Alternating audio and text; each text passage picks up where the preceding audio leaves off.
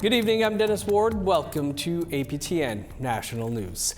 3 First Nations political organizations in Manitoba, with the help of the Assembly of First Nations, are sounding the call for the immediate repatriation of cultural and sacred ceremonial items held by the Hudson's Bay Company. This comes after HBC disclosed under the company's Creditors Arrangement Act about its plans to auction off thousands of artifacts last month. Here's T.R. Wheatley with those details. To me, this is a matter of ethics. It's a matter of justice. Grand Chief of Manitoba Kiwetnui Ugumaganak Garrison Sati is amongst a long line of leaders calling for the repatriation of sacred items from the Hudson Bay Company. The Hudson Bay Company built an empire by exploiting the resources of people in northern Manitoba, beginning with York Factory in 1684. Last week, the Hudson Bay Company filed an updated motion in the Ontario Superior Court of Justice, which included an affidavit from the Assembly of Manitoba Chiefs. It calls for a halt in sales of artifacts, requests for a catalogue of items being considered for liquidation, as well as repatriation. We have such a strong connection to all of our ceremonial items, and we're not going to just sit back. We will do whatever it takes to get those items back. These chiefs say so far there have been no discussions with HBC, the courts, or Canada around the issue. Derek Neepanak is the chief of Minnegojabi Anishinaabe in northern Manitoba and says with all the talk of reconciliation, repatriation should be front and center. They have dehumanized us by monetizing and commodifying our culture and who we are. And that perpetuates, and it continues on into today. It's still there. And this act or this idea that you can auction off the material and spiritual culture of a people in 2025 is an extension of that original colonization. But the HBC isn't the only institution these chiefs are appealing to. Assembly of First Nations National Chief Cindy Woodhouse Neepanak said while attending the Pope's funeral last week, discussions around repatriation also happened. The Vatican in Rome, those conversations are happening. I know that they had sent us a little bit of a catalog. I think there was 61 items in there that we're looking through, and where do they come from? We know they're First Nations. Here in Broken Head, where the chiefs gathered this week, Chief Gordon Blue Sky said they too had to fight to get items back into their own hands. It wasn't that long ago, our late great hero, Sergeant Tommy Prince from the Broken Ojibwe Nations, war medals were up for auction as well. We need our provincial and federal governments to start enacting legislation. Some, including Grand Chief Jerry Daniels of Southern Chiefs Organization, calling on the federal government to follow in similar footsteps to the United States with the Native American Graves Protection and Repatriation Act, which allows the return of human remains and sacred objects to the rightful owners. And I think it's important that the country and as a whole, and really the world, should really look at a repatriation strategy around that. Even going as far as calling on collectors to rethink what they have and what they try to buy as art. T.R. Wheatley, APTN National News, Broken Head, Ojibwe Nation. A complaint has been filed against the University of Montreal for a case of systemic racism. Maya Quasino-Molin is the former First Peoples Relations Advisor at the university. She says she experienced a lack of cultural sensitivity and support while in this role. Quasino spoke with APTN Savannah Craig about her experience. Maya Quasino-Molin is an award-winning Innu writer and poet. Pour Enfants du Lichen, c'est le deuxième recueil que j'ai sorti. And was most recently the First Peoples Relations Advisor at the University of Montreal. She says she experienced systemic racism while working at the university. No explanation, no evaluation, nothing was made to at least give me a hint of what was the problem. She says she was asked to leave her position abruptly at the end of her probation in early October, stating the president and the vice president told her that her employment was not working out. Not even without a warning or, a few meetings where we met, with the people who have difficulty and try to find a solution. Her role was part of the university's action plan, called Place au Premier Peuple, which consists of generating a more culturally secure environment for Indigenous students and employees. Cousineau Mullen says she experienced the opposite. I even request a meeting with an elder 2 times. Never got an answer, not a yes, not a no. Now she says she's filed a complaint of systemic racism to the Quebec Human Rights Commission.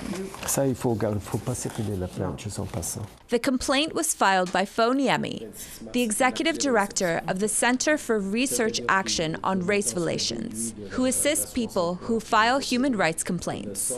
She was hired and she was practically one of the few, a handful of Indigenous employees at the management level. When she was hired, she was not given any kind of proper support, orientation to basically to succeed. Cousineau Mullen says she found some of her superiors were unaware of cultural trauma. She said her superior didn't understand why she needed time off following a work trip that brought up trauma. For her, I was just showing some difficulty. And I asked her what she knew about us, about First Nation, and she said, I don't know much. So my question was, how can you work with me if you don't know what are my competencies?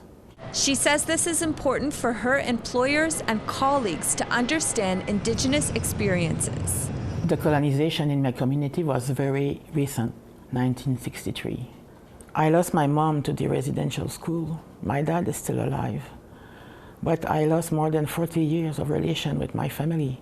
Jean-Charles Pietachot, the chief of Cousineau Mullen's Innu community of Aquanashit, even wrote to the president of the university.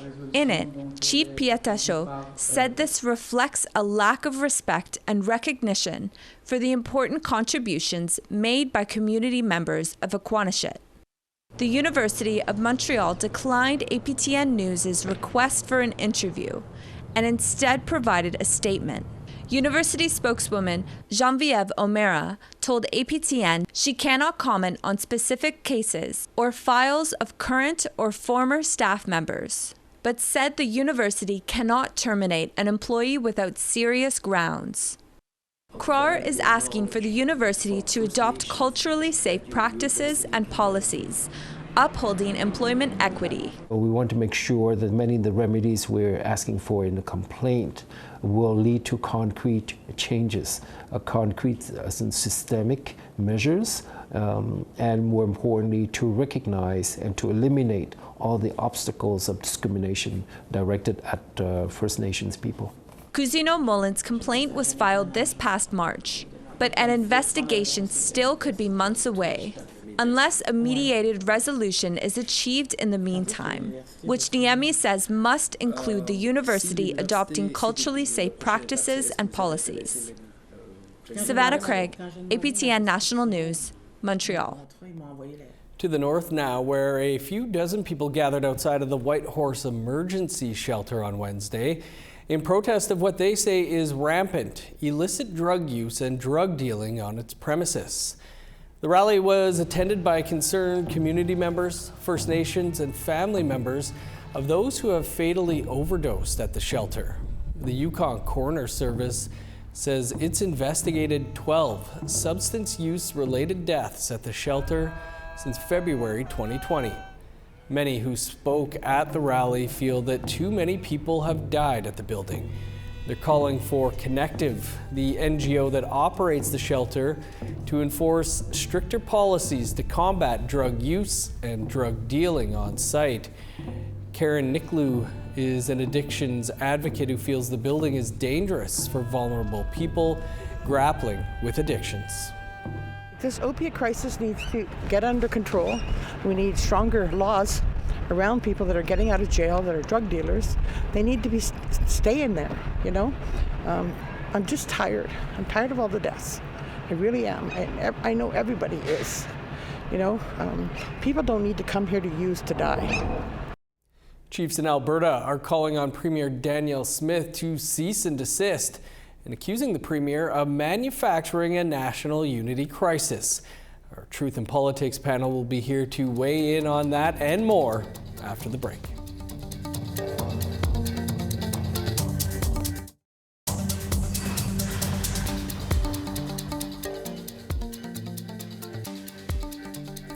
Welcome back. As separation supporters call for a conversation around Alberta leaving Canada, the provincial government has tabled new legislation that would help those supporters call a referendum on the topic. There is a relatively small but well-organized and very motivated group within Alberta that are looking to try to push the government in a particular direction. And there are a lot of other conservatives that are much more moderate in their point of view. And Danielle Smith is trying to straddle that. So we see her saying strong Alberta within a united Canada, and that's basically the language she's trying to use to straddle these very divergent interests. There appears to be an appetite for this split after the Liberals secured their 4th term. Some Albertans say that the relationship with Ottawa is severed and that Mark Carney needs to do a better job at listening to and respecting Alberta. Danielle Smith had a difficult relationship with former Prime Minister Justin Trudeau. Well, Alberta separatism is one of the topics of our panel this week. Now that the federal election is behind us and Mark Carney is now the elected Prime Minister of Canada with a slim minority, there are now questions about how long this government will last. Meanwhile, Jagmeet Singh resigned as leader of the NDP on election night after his party was decimated and he lost his seat. The Conservatives increased their numbers, but Pierre Poilievre also lost his seat. Our Truth and Politics panel is ready to weigh in on all of this. Jennifer Leywitz is the CEO of Pasqua Strategies, and Egon Sinclair is a columnist with the Winnipeg Free Press. Jennifer, Egon, thanks for being with us. Hopefully you got some rest post-election. Jennifer, we'll start with you. And the Premier of Alberta is talking about separation from Canada, with some chiefs saying she's manufacturing a national unity crisis and telling her to cease and desist. What are you hearing about Western separation now that the Conservatives have failed to form a government in Ottawa? There is a lot of concern, out west regarding Western separatism. Sorry, kind of tired today. I think it's really tough for people out west to understand the political dynamics that happen out east, especially because of the population and the amount of ridings and seats. By the time, they start counting ballots out here, it's already decided where the direction of the election went. But with that being said, I do think that there is a real misunderstanding of what treaties mean. And I think that this Alberta referendum was pre-planned, obviously, and was already on deck should the Conservatives lose the election. But I think now our biggest hurdle is going to be trying to communicate with people about what that national unity actually means. Egon, your thoughts on this? And like Jen said, probably it was pre-planned, but your thoughts on it all? Undoubtedly pre-planned. 12 hours after the results of the election and you come out with a press conference with an already made press release saying we're going to lower the expectations or needs to provoke a referendum in Alberta on separatism. Obviously pre-planned, and most importantly, it's probably something in which Danielle Smith feeds really well to her base, but completely unrealistic. If there's anything that Quebec sovereignty has taught us, and way back in the days of the referendum in 1995, Lucien Bouchard, Jacques Parizeau, all of those individuals who wanted Quebec to separate, is that you can't just simply announce separation. Constitutionally, it's impossible. The Supreme Court has said that you can't just unilaterally impose and cancel treaties. You can't just decide one day on a Thursday that you're going to become an independent state or join the United States of America. Because the fact is that if you are to withdraw from Confederation, that means that the treaties become null and void because the Crown is no longer in the equation. And then you have to renegotiate the treaties because the land reverts back to First Nations. So in many ways, I'm hoping for separatism because I think this would certainly articulate and show that First Nations are really the bastions of power within Alberta. And it might be time for Alberta to step up and treat Indigenous nations fairly, both First Nations and Métis. We haven't even talked about Métis nations, many of whom have a huge oil stake in that community. Jennifer, do you think there's enough national unity out there right now where the parties heading to Ottawa could actually work together to save Canada, eliminate trade between provinces, things of that nature? I think it's really going to depend on the political strategy that these political parties take. I think the Liberals are really, really going to try to drive home national unity, especially in terms of what that looks like for President Donald Trump. Right now, with a minority government, the U.S. is going to see us as weaker, and that there's going to be a lot more ease for political infiltration from parties like the NDP and the Bloc Québécois. But the issue is that it's the Conservative Party of Canada has basically been campaigning on the fact that the Liberals aren't capable of actually bringing together that unity. So it's going to depend. They're being led right now by a leader that doesn't even have a seat in the House of Commons. So if Andrew Scheer or somebody else takes that seat, what does that actually look like? And are they going to double down from what maybe cost them the election, or are they going to try new strides and actually see that they can provide unity to Canadians? Niigaan, you've been going off on this all week, but do you think Mark Carney has what it takes to keep a minority government afloat, especially with the New Democrats not around to really help that? I guess I'll answer this in two ways. The first is Mark Carney have it to keep the Liberal Party together? Absolutely. He has all the credibility. He brought the Liberals back from the brink. He is in many ways seen as the savior of the modern day Liberal Party. Everyone's on board. In fact, I know as we're talking right now, people are texting, calling, really wanting to be in his cabinet. And he'll have some struggles. He said he's going to bring in gender parity just like Justin Trudeau. And he also has many strong First Nations, Métis voices, Inuit voices, who he can bring into the cabinet. That's the first question, is can Mark Carney do it? He can certainly do it with the Liberals. Whether he can do it with Canadians will be yet to be seen. But I think an indication is that the NDP, if you add into the Liberals, make 175, 76 seats. That is well above the 172 seat threshold. The NDP is leaderless. They have no money, and they have no way of developing any sort of ground game if they brought down the government. The NDP needs the Liberals more than ever, not in a supply and confidence agreement, but in a way in which they need to forward their agenda. They saw that being part of the Liberal Party, or being an element or a conversation within the government, has served them well in the past, and I think that's where they'll go. I think the NDP needs very desperately to be part of a relevant movement, especially being without party status. More on that coming up on the Truth in Politics podcast, but we'll leave it there for now for this TV version. Thanks to you both. Yeah, thanks. The first post-election episode of Nation to Nation airs tonight right after the news. We'll bring you a preview after the break.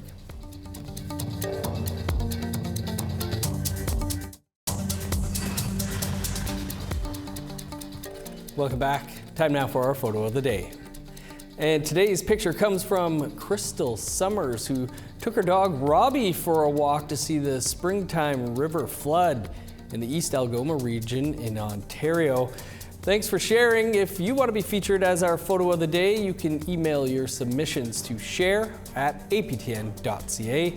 Now let's take a look at tomorrow's weather forecast. Starting on the East Coast, showers in 10 in Fredericton, rain and 14 in Halifax. -4 for Kuujjuaq, +3 in Nain. 22 above with showers in Montreal, 6 in Val-d'Or.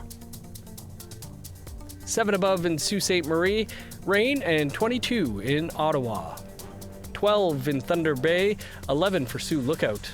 In northern Manitoba, 9 in God's Lake, 3 in Churchill.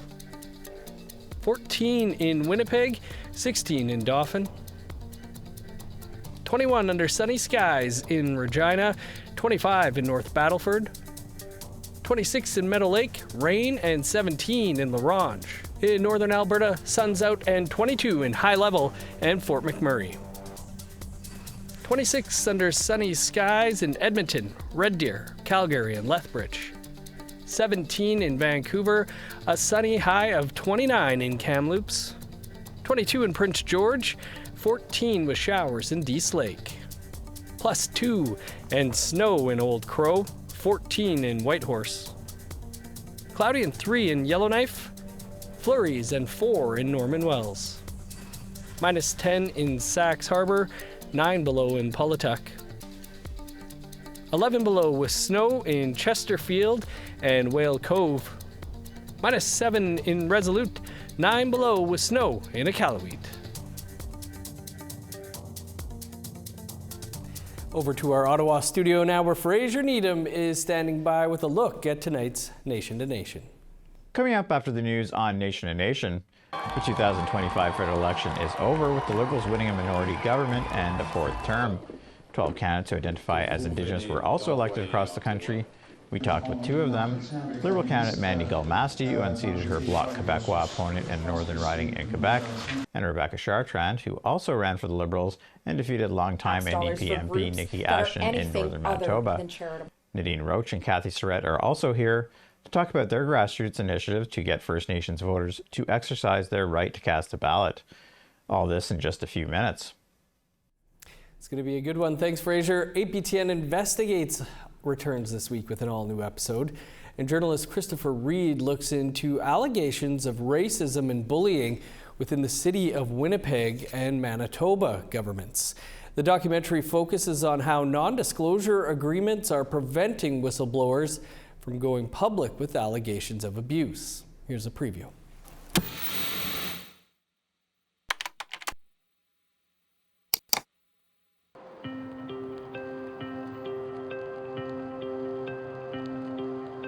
If workers don't have a voice in Winnipeg, then where do they have a voice?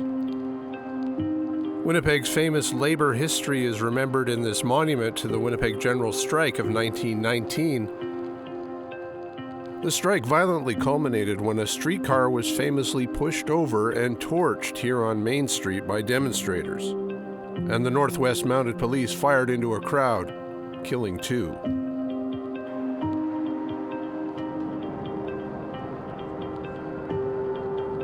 100 years later, these fellows haven't gathered at this spot to stoke their union pride. I've invited them to commiserate about a contemporary quandary they say is silencing the voices of workers anew: non-disclosure agreements, or NDAs. What's it like to meet someone else who's been through something similar to what you're going through? It's good, it's empowering, it's nice to see other people stepping forward, because that's what we need, and that's what I want to encourage people. Step forward, speak, even if you have an NDA against you. These guys have both refused to sign NDAs. Is that a good tactic, do you think, to just refuse to sign it? Absolutely. There's no justification whatsoever for ever signing an NDA unless you've got some secret recipe here that you work for the company you work for. Otherwise, it's a tool to silence people and to protect people who've done wrong. You can catch APTN Investigates Unmuted, airing this Saturday on APTN. It's all the time we have for your APTN National News tonight. For news anytime, you can visit our website, aptnnews.ca. I'm Dennis Ward. Marcy Miigwech. Thanks for being with us. Stick around for Nation to Nation. Have a great night.